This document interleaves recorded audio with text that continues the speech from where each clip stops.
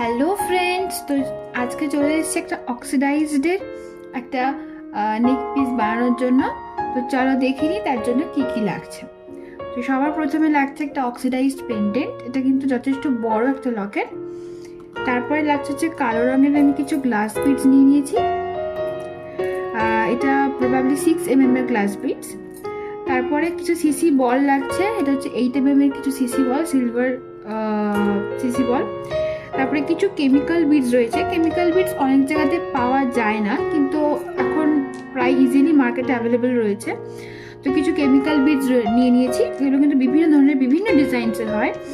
সাথে নিয়েছি 0.5 mm এর তার, 0.5 mm এর তার নিয়ে নিয়েছি। সাথে নিয়ে নিয়েছি টাসেল।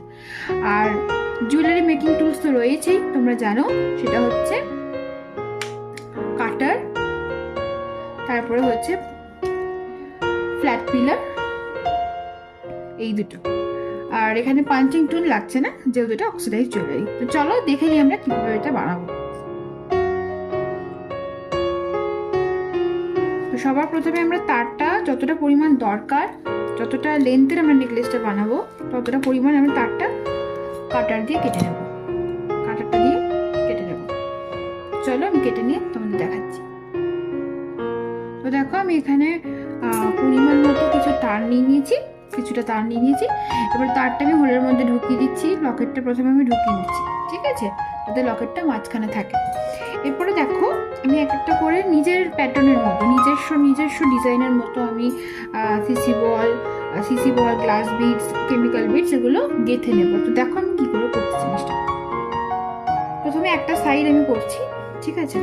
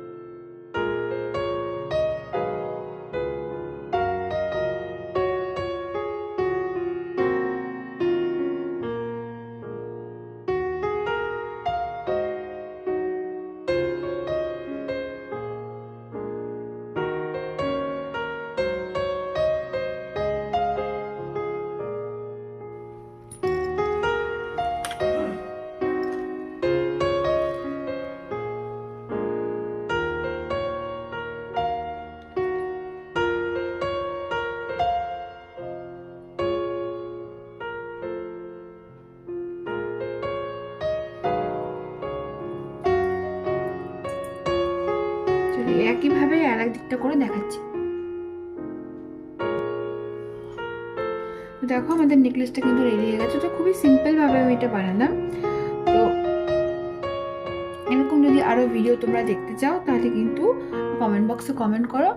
আর তোমাদের একটা কথা বলে রাখি যে আমি কিন্তু জুয়েলারি অর্ডার নিইও, কাস্টমাইজড অর্ডার নিই, এবং তার সাথে যেগুলো আমি বানাই সেগুলো আমি সেলও করি।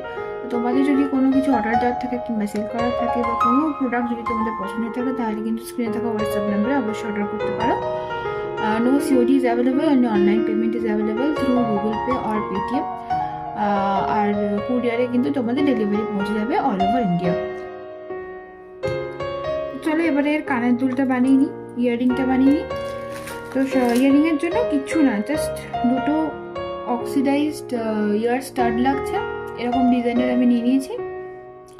আর লাগছে হচ্ছে দুটো বড় বড় ঝুমকো। তো আর কিছু গুজি মানে যেটা পুশ বলে, আর হচ্ছে ছোট জাম্পিং, আর কিছু লাগছে না। তো চলো কী করে এটা, জাস্ট সিম্পল, খুবই সিম্পল। যারা একবারই নতুন, যারা এগুলো করো না বা জানো না, তাদের জন্য এটা মানে এই ভিডিওটা স্পেসিফিক্যালি খুব হেল্পফুল হবে, কারণ এটা একদম সিম্পল অনুযায়ী আমি দেখাচ্ছি। তো দেখো, এভাবে ভরে নেবো জাম্পিংটা, তার সাথে ঝুমকোটা অ্যাটাচ করে নেবো, আর কিচ্ছু করবো না। সিম্পলের ওপর কানের দুলটা থাকবে। ভালো করে জাম্পিংয়ের মুখটা কিন্তু চেপে দেবো, সিকিউর করে দেবো।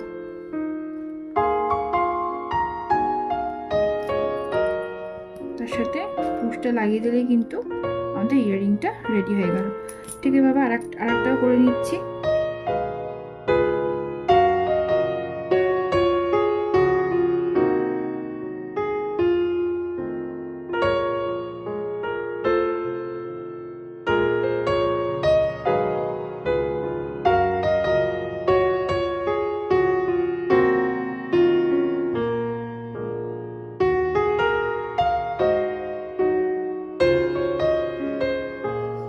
চলো দেখে নাও পুরো লুকটা।